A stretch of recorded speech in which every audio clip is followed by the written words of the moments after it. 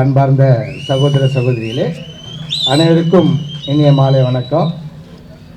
தங்க சாந்தகுமார் அண்ணன் என்னுடைய குடும்ப நண்பர், வழக்கறிஞர், சங்கத்தில் இருக்கிறாரு அப்படின்லாம் நான் அவர்கிட்ட பழக்கம் இல்லை. சின்ன வயசுலேருந்து நான் அண்ணன் பழக்கம். ரொம்ப சந்தோஷமாக இருக்குது. அதாவது மனிதனுக்கு தான் பாதுகாப்பு தருவதற்கு நிறைய சங்கங்கள் இருக்குது. நான் கால்நடைகளுக்கு ரொம்ப அபூர்வம், இது கஷ்டம். ஆமாம், ஃபஸ்ட்டு சந்திக்கிறப்போ அவர் அடிக்கடி அனுப்புவார், யூடியூப்பில் அனுப்புவார். நிறைய இந்த போராட்டம் பண்ணுறோம், இங்கே பண்ணுறோம், சிஐ கிட்ட பார்த்தேன், கார்பரேஷனில் பார்த்தேன், கமிஷனை பார்த்தேன்னாரு. அப்போ தான் நான் சொன்னேன், ஒரு பாட்டு ஒன்று நம்ம சங்கத்துக்கு எழுதலாம் அப்படின்னு சொல்லி கேட்டேன். அவர் உடனே கண்டிப்பாக பண்ணிடலாம் தலைவன். உடனே நானும் அண்ணன் தான் உட்காந்து பண்ணோம். அந்த பாட்டு நீங்கள்லாம் கேட்டிருப்பீங்க. சட்டம் அறிவோம், உரிமை பெறுவோம், நிச்சயம் ஒரு நாள் வெற்றி அடைவோம். அஞ்சறிவு ஜீவயங்களை சிறையில் அடைத்தது போதாதா, அரசின் காலி நலங்களைத்தான் தொழுவமாக்கி தரக்கூடாதா. பச்சை துண்டை போட்டுக்கின்னு ஓடி வாங்க ஓரணியா, கால்நடைக்காக போராட களத்தில் இறங்கலாம் பேரணியா. சாதி இல்லை, மதமும் இல்லை, கால்நடை விவசாயிகள் முன்னேற்ற சங்கத்தில். அது சொன்ன நான் கரெக்டாக தான் எழுதுனேன். சாதி இல்லை, மதம் இல்லைன்னா இது கால்நடைகளை வளர்ப்பது ஒரு இனமாக இருந்தாலும் வியாபாரம் பண்ணுறவங்க அனைத்து சமூகமும் பண்ணுறாங்க. எல்லா சமூகமும் வியாபாரம். நம்ம தான் கடந்து தரோம் பால். ஆனால் எல்லா சமூகமும் அதில் எல்லாருக்கும் இதில் சொல்லுவார், பால் இல்லைன்னா எல்லாமே பொருளாதாரம் இருக்கும், எல்லாமே தடைப்பட்டுரும் நாட்டில். எல்லாத்துக்கும் ஒரு மருந்து வேணா எதுவாக இருந்தாலும் இன்றைக்கி எந்த பொருளாக இருந்தாலும் பால் இல்லாத எதுவுமே செய்ய முடியாது. அதில் ஏற்கனவே அரசாங்கம் தான் தலைவர்கிட்ட கால்நடைகளை ரோட்டில் திரிய விடக்கூடாது அப்படின்னு சொல்லி நிறைய டைம் கால்நடைகளை ரோட்டில் திரிய விடக்கூடாதுன்றாங்க. இப்போ அவர் என்ன சொல்கிறாரு, கால்நடைகளை ரோட்டில் திரிய விடக்கூடாது. அதுதான் இந்த கவன ஈர்ப்பு ஆர்ப்பாட்டம். அது நம்ம வேணான்றோம். என்னுடைய இடத்த கூட நாங்கள் வச்சுக்கிறோம். எனக்கு உகந்த இடத்த கொடு. ஏற்கனவே இந்த பாடல் மூலியமாகவும் நீங்கள் ஒரு காவல் நிலையம், ஒவ்வொரு கார்பரேஷன் ஆஃபீஸில் நீங்கள் செய்த போராட்டத்தின் மூலியமாகவும் சென்னையில் மேய்ச்சல் நிலங்களை கண்டுபிடிச்சி ஒப்படைக்கிறேன்னு சொல்லி நமக்கு ஓரளவுக்கு ஃபேவரான ஆர்டர் பண்ணியிருக்காங்க. சென்னை மட்டுமல்ல, தமிழகம் முழுவதும் எல்லாத்துக்கும் வச்சுருக்காங்க. கோவில்னா கோவிலுக்கு ஒரு நிலம், ஏரினா இது ஏரியா இருக்கணும், இது ஆறாக இருக்கணும், இது குளமாக இருக்கணும், இது ப்ளே கிரவுண்டாக இருக்கணும், இது கால்நடைகள் வழக்கத்துக்கு ஒரு மேய்ச்சல் நிலமாக இருக்கணும் அப்படின்னு சொல்லிட்டு. இப்போ சமீப காலமாக தான் மாடு குறுக்க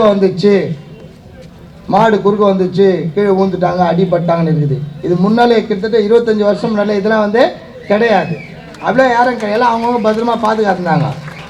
நிறைய பேர் சென்னை நோக்கி படையெடுத்து வராங்க. இடம் இருக்கிற இடம்லாம் எப்படியே போயிடுச்சுன்னா பண்ண முடியும். ஆனால் கால்நடைகளுக்காக இடம் இங்கே இருக்குது, அது இல்லைன்னு சொல்ல முடியாது. அது அரசாங்கத்தோட வரைபடத்துலேயே இருக்குது. இல்லாத எப்படி கால்நடைகளை வளர்த்தா இல்லையா, அது இருந்ததால் தான் தைரியமாக கால்நடைகளை வளர்க்க ஆரம்பித்தாங்க. காலை போவோம், தொழுவத்தில் கட்டுவோம், சாயந்தரம் வீட்டுக்கு எடுத்து இப்படி தான் போயின்னு. ஏன்னா மனிதர்கள் கிடையாது ரோட்டில். என்ன இப்போ எங்கள் வீட்டு பக்கத்து வீட்டு பையன் இருக்கிறான், கிரவுண்டில் விளையாடாத வீட்டுக்கு போடான்னா வீட்டுக்கு போயிடுவான். கால்நடைகள் அப்படி கிடையாது. அதை பராமரிக்கணும் சொன்னால் தான் போவோம். நான் சொல்லி பண்ண முடியுமா? நீ ஒரு மாடு உன் பேச்சு தான் கேட்காது, யார் பேச்சு அது கேட்காது. அதே நேரத்தில் 24 மணி நேரமும் நீங்கள் அது கூட இருக்கவும் முடியாது. ஒரு தொழு வந்ததுன்னா அழகாக போயிட்டு பாலை கறந்துட்டு அதுக்கு உண்டான தீனி போட்டுட்டு அந்த தொழுவத்தில் இருக்கும், அடிக்கடி போய் பார்த்துக்கணும் வரலாம். இதுதான் நம்மளுடைய வேலை. ஆகல விரைவில் 5 அம்ச கோரிக்கை, அதாவது தெருக்கல்ல மாடு திரிவதை அரசாங்கம் தான் தடுக்கணும்னு சொன்னாங்க. இப்போ நம்மளே சொல்கிறோம், வேணாம் நீங்களே தடுங்க, இடத்த கொடுத்துட்டு அதுக்கு மீறி ரோட்டில் அதுக்கு நாங்கள் பொறுப்பு. இடத்த கொடுங்க, நாங்கள் வச்சுக்கிறோம் பாதுகாப்பாக. இடத்த கொடுங்க, தனியாக தொழுவங்கள் போடுங்க, ஒரு டோக்கன் போடுங்க, அதுக்கு ஒரு சின்ன சார்ஜ் கூட போடுங்க, ஒரு 50 100 ரூபாய் ஒரு ஃபீஸ் மாதிரி கூட போட்டால் நாங்கள் கட்டுவோம். அந்த இடத்துல எங்கள் டோக்கன், அந்த இடத்துல நாங்கள் எங்கள் மாடுகளை கட்டிப்போம். நிறைய கோரிக்கைகள், மேய்ச்சல் நிலங்கள் தமிழகம் ஃபுல்லாக மேய்ச்சல் நிலங்கள் தரணும்னு சொல்லிட்டு. எனக்கு இது வித்தியாசமாக இருக்குது. நிறைய வக்கீல் தொழில் போனோன்னா ஒரு நாளைக்கு குறைஞ்சபட்சம் ஒரு 50,000 ரூபாய் சம்பாதிப்பார். ஒரு நாளைக்கு 50,000 ரூபாய் சம்பாதிப்பேன். அவ்வளோ கெப்பாசிட்டி இருக்குது. நாங்கள் எப்படி ஃபேமஸோ எங்கள் கூடயே வந்தார். நம்ம சினிமா நடிகர் அந்தால கொஞ்சம் ஃபேமஸ் ஆகிட்டோம். சாந்தாண்ணா இப்போ நானும் சாந்தாண்ணா போனால் ஒருத்தர் பார்த்தா 2 பேருக்கு தான் கை கொடுப்பார், எனக்கு மட்டும் தர மாட்டேன். அதில் திரும்ப 1 லட்சம் சம்பாதிக்கலாம், 50,000 சம்பாதிக்கலாம். அதை விட்டுட்டு அது எப்பவுமே சிந்தனையாக அவருக்கு இதுதான். எப்போ பாரு இதே தான், தலைவர் அனௌன்ஸ் பண்ணலாம் எல்லாம் செய்யலாம் கொள்ளலாம் அப்படின்னு டெய்லி கேட்டுனே இருப்பார். அதில் நல்ல கூட்டம் இது. இது வந்து காசு குத்தி எடுத்துன்னு அந்த கூட்டம் வந்து கிடையாது. என்னவே சொல்லியிருக்கோம். ஆமாம்.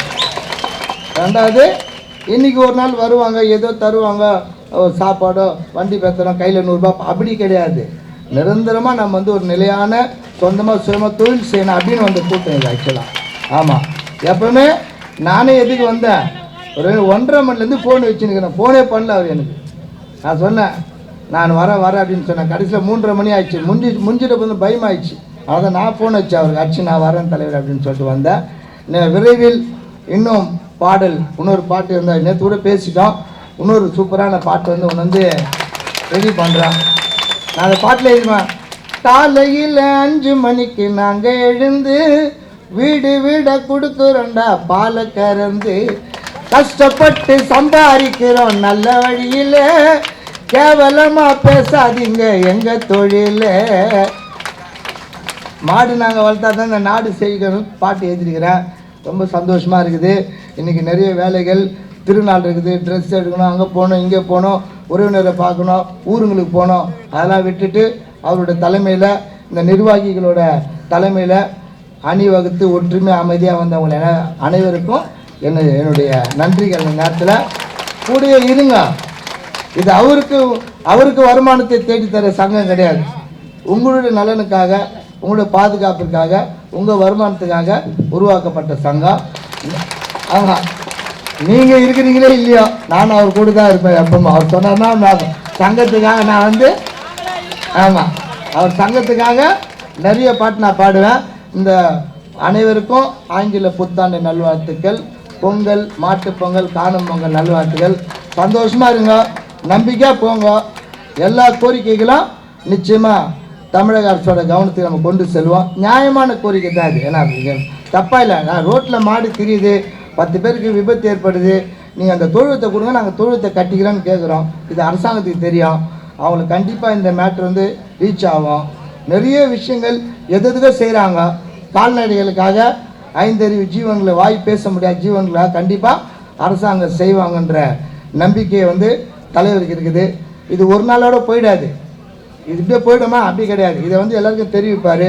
நிச்சயமாக தமிழக முதல்வர், துணை முதல்வர், இதுக்கு உண்டான துறை அமைச்சர்களை சந்தித்து இதை பற்றி பேசுவார்.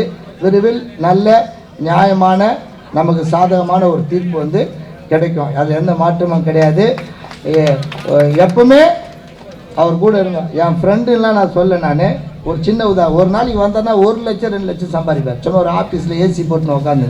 இந்த மாதிரி திருவள்ளூர்ன்றாங்க, அங்கே போகிறேன்றாரு, இங்கே போகிறேன்றாரு, வேப்பம்பட்டு போகிறேன், மதுராந்தகம் போகிறேன், விழுப்புரம் போகிறேன்றாரு. அதெல்லாம் அவருக்கும் குடும்பம் இருக்குது. அதெல்லாம் விட்டுட்டு உங்களுக்காக வந்திருக்காரு. அவர் கூட ஒத்துழைப்பாக எப்பவுமே இருங்க. நிர்வாகிகள் அதை தாண்டி நிர்வாகிகளும் அதே தான். அவர் மட்டும் கிடையாது, அவர் எல்லா ஊருக்கும் போக முடியாது. உங்களை நம்பி தான் அவர் இருக்கிறார். ஆகையில் நிர்வாகிகளுக்கும் இந்த நேரத்தில் நான் வந்து என்னுடைய நன்றினை தெரிவித்துக் கொள்கிறேன். நிறைய ஊர்லேருந்து வந்திருப்பீங்க. பத்திரமா, பாதுகாப்பாக, சந்தோஷமாக போங்க. எல்லாருக்கும் இனிய பொங்கல் நல்வாழ்த்துக்கள்.